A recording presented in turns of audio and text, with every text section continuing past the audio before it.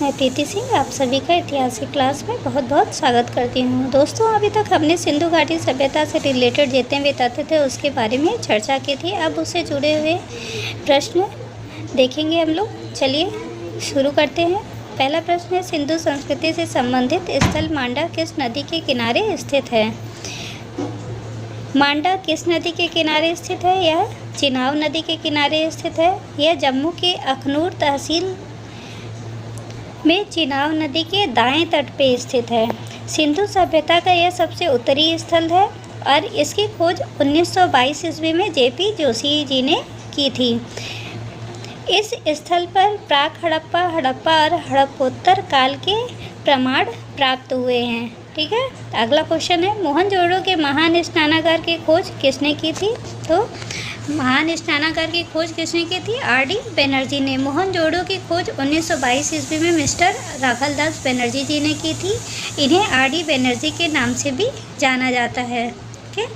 अगला क्वेश्चन है, सिंधु घाटी के समाज में कौन सा पशु शक्ति के प्रतीक से संबंधित है? तो शक्ति के प्रतीक से संबंधित कौन सा पशु है? यह वृषभ है, इसीलिए लोग इनकी पूजा भी करते थे। सिंधु सभ्यता कैसे ज्ञात हुई? यह उत्खनन से ज्ञात हुई, यानी कि खुदाई से ज्ञात हुई। सबसे पहले 1912 ईस्वी में जे.एफ. फ्लीट ने हड़प्पा स्थल से प्राप्त की गई सामग्रियों द्वारा रॉयल एशियाटिक सोसाइटी द्वारा प्रकाशित पत्रिका में एक लेख प्रस्तुत किया था। भारतीय पुरातात्विक सर्वेक्षण के महानिदेशक जॉन मार्शल के निर्देशन में 1921 में दयाराम साहनी ने हड़प्पा का उत्खनन कार्य शुरू किया था। ठीक है। अगला क्वेश्चन देखते हैं, आलमगीरपुर किस नदी के किनारे स्थित है?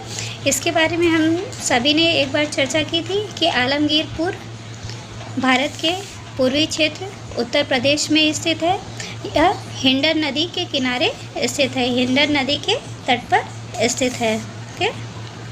आलमगीर का उत्खनन कार्य 1958 ईस्वी में यज्ञदत्त शर्मा जी ने किया था। यज्ञदत्त शर्मा ने किया था। ओके।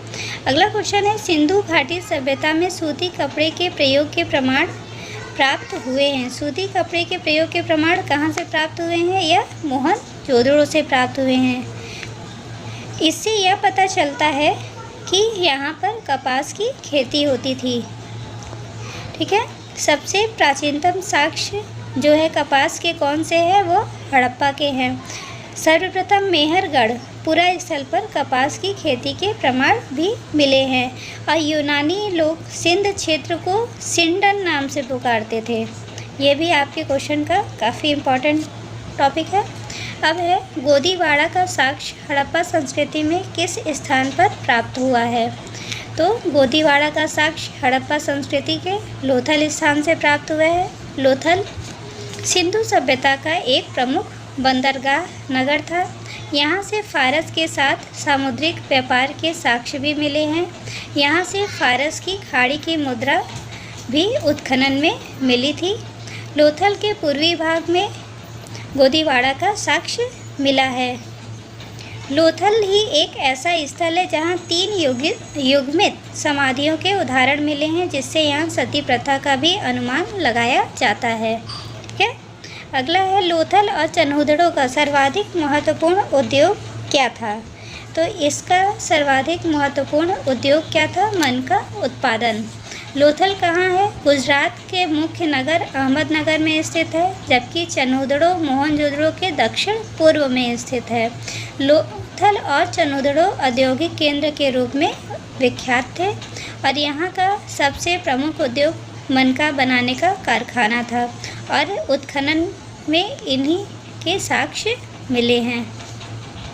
अगला है, सिंधु सभ्यता काल के लोगों के घर कैसे बनते थे? यहाँ सिंधु सभ्यता के लोगों के घर कैसे बने थे? पक्की हुई ईंटों से बने थे। जैसा कि हम सभी जानते हैं कि सिंधु सभ्यता एक नगरीय सभ्यता थी और यहाँ के अधिकांशतः घर पकी हुई ईंटों के बने होते थे। कुछ भवनों की दीवार पर प्लास्टर के भी साक्ष्य मिले हैं। साथ में हम आपको यह भी बताते चले कि सिंधु सभ्यता में मकान बनाने में जो ईंटें लगाई जाती थी उनका आकार किस तरीके का था? यह 4:2:1 का था। यहाँ मिट्टी को कूटकर कच्ची ईंटें या पक्की ईंटें बिछाकर मकानों के फर्श बनाए जाते थे। सिंधु सभ्यता के अधिकांश घरों में कुएं के भी साक्ष्य मिले हैं। अगला प्रश्न है, धौलावीरा कहाँ स्थित है? धौलावीरा गुजरात के कच्छ जिले के पास स्थित है। ओके। और धौलावीरा का नगर किस प्रकार का था? यह आयताकार था। इस नगर को 3 भागों में, पहला किला, दूसरा मध्य नगर और तीसरा निचले नगर में विभाजित किया गया था। धौलावीरा में जो जल प्रबंध था वो बहुत ही उत्तम था। यहाँ से गिरा हुआ साइन बोर्ड और मुख्य प्रवेश द्वार के पास भी मिले हैं। अगला है, सिंधु घाटी सभ्यता में घोड़े के अवशेष कहाँ से मिले हैं? सिंधु घाटी सभ्यता में घोड़े के अवशेष सुरकोटड़ा से मिले हैं। सुरकोटड़ा कहाँ है? गुजरात के कच्छ के पास स्थित है। यूनानियों को कपास का ज्ञान भारतीयों से हुआ। वे इसे क्या कहते थे? सिंडन नाम से पुकारते थे। इसके बारे में हमने पहले भी चर्चा की थी। फ्रेंड्स, आगे हम क्वेश्चन देखते हैं। सिंधु सभ्यता के लोग किस देवता की पूजा करते थे? सिंधु सभ्यता के लोग पशुपति की पूजा करते थे। जैसा कि हम सभी जानते हैं कि सिंधु सभ्यता में मुख्य रूप से मातृ देवी की पूजा होती थी। यहाँ सबसे ज़्यादा नारी की मृण मूर्तियाँ मिली है। सिंधु सभ्यता के लोग पशुपति की भी पूजा करते थे। यहाँ से एक ऐसी मोहर मिली है जो त्रिमुखी पुरुष की मिली है और जो सिंहासन पर योग की मुद्रा में बैठे हुए दिखाया गया है। इनके दाहिने तरफ एक हाथी और एक बाघ है, बाईं तरफ एक गैंडा और एक भैंसा है और इनके पैर के पास 2 हिरण के चित्र मिले हुए हैं। अगला प्रश्न है, स्वास्तिक प्रतीक का उदय किस काल में हुआ? तो आपको बताते चले, स्वास्तिक प्रतीक का उदय जो है वो हड़प्पा या सिंधु काल में हुआ था। मोहनजोदड़ो स्थल से जो प्राप्त मोहर, चित्रकारी और मृदभांड मिले हैं उसमें स्वास्तिक के प्रमाण मिलते हैं। और हम सभी जानते हैं कि स्वास्तिक चिन्ह जो है वो हिंदू, जैन और बौद्ध सभी में समान रूप से पवित्र माना जाता है, जो कि सूर्य देवता की पूजा से संबंधित है। अगला प्रश्न है, शैव धर्म का प्रारंभ किस काल में हुआ?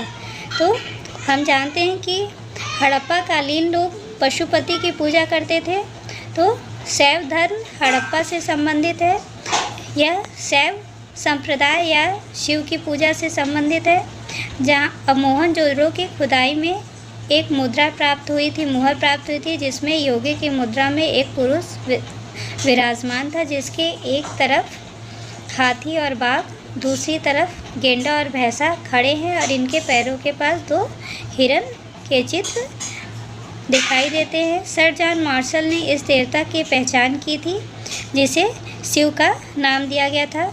और हड़प्पा स्थल में ही कहीं शिवलिंग के भी साक्ष्य दिखाई देते हैं। इससे यह पता चलता है कि यह भारत का सबसे प्राचीनतम धर्म होगा। ठीक है, अब आप दोस्तों हमने ये प्रश्न देखे और उससे संबंधित उत्तर पे भी चर्चा की। अब आपको जो भी प्रश्न इनसे संबंधित हो आप पूछ सकते हैं। आप सभी का